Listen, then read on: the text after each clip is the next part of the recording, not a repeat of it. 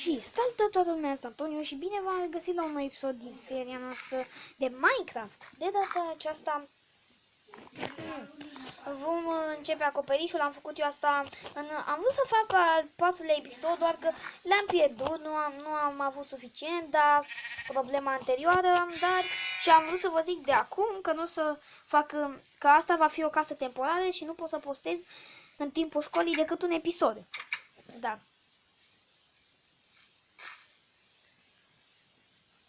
Și problema mea e că am 12 scări.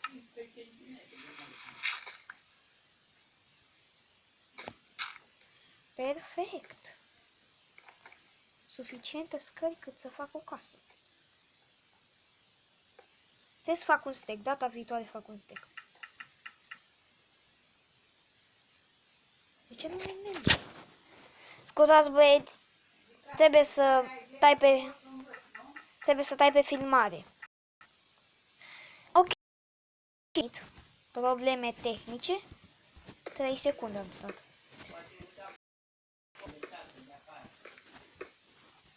Până 5 scărițe. Oh my god. Nu. Stai să pun. Nu. Fucking hell. Mi se duce și pickaxe-ul. Când îl aveam full. Nu. Frate, cum se făcea? Hey. My friend. Doamne.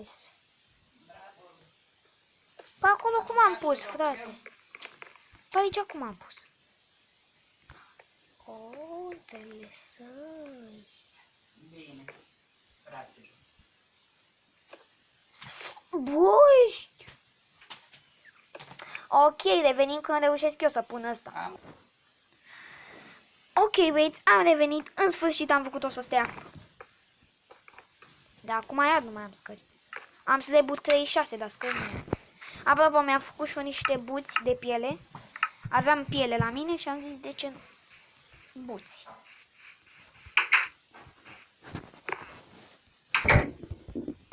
Ca în goluță, ar trebui să fac o masă. Cartea mea, ar trebui să fac o masă în mijloc.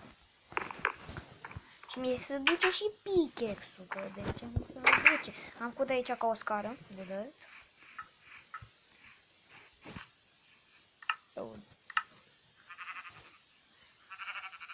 Hai. Așa, perfect. Am încercat să fac asta ca să nu mai consum din hunger degeaba. Cine bate ferata mea?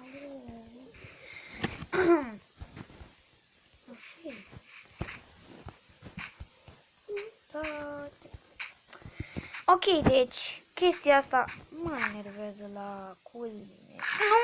Nu vreau. Ce? Antonio?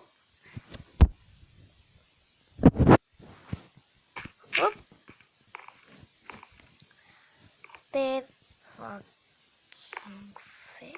Ce naiba am făcut? Eu am piață? Ce naiba am făcut? Trebuia să mă duc în mine să minez. Doamne, nu mai știu nici ce fac. Nu mai știu nici ce fac. Trebuie să stau aici la infinit.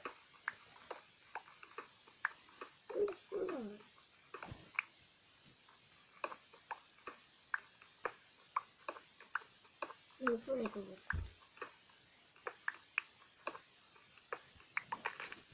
Nu spune. Ba da. Ba da. Hei! Nu mă mai loviți!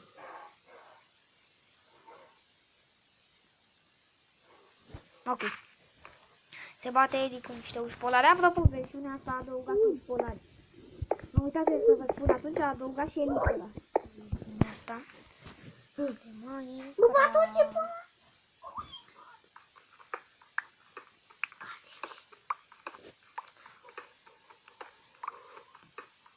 Cred că am scăpat.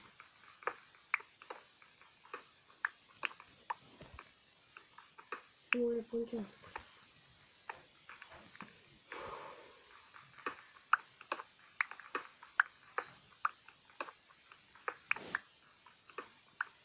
Și o să facem și serii multiplayer. Hai măcar să mi se ducă pickaxe-ul ăsta.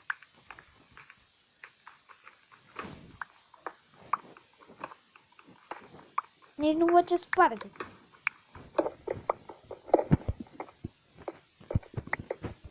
Lasă așa, of! Mai sparg și eu aici. Ok, m-am speriat.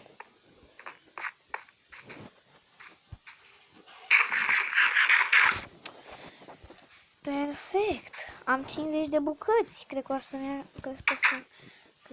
cred că o să ne ajungă pentru un steak. Cât am? 32. Au! 32! Păi cât aș face dintr-un steak de cobblestone?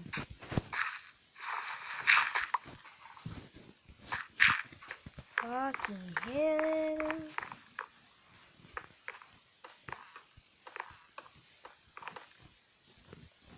Nu.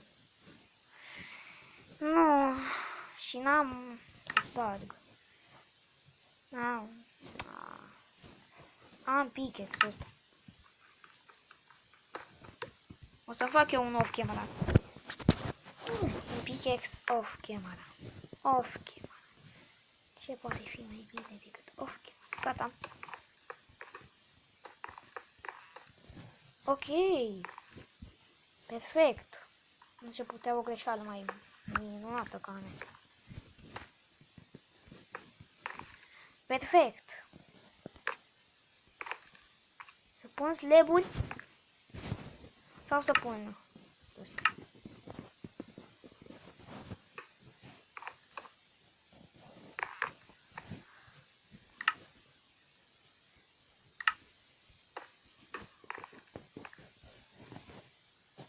Habar, nu aici. Dar cam cu acest episod, eu am fost Antonio. Dacă vă place seria și vreți să continui cu 3 episoade zilnice în timpul vacanței și a weekendului și cu una în timpul școlii, nu uitați să apăsați butonul de like și un comentariu. Eu am fost Antonio Boss și noi ne vedem data viitoare. Pa, pa!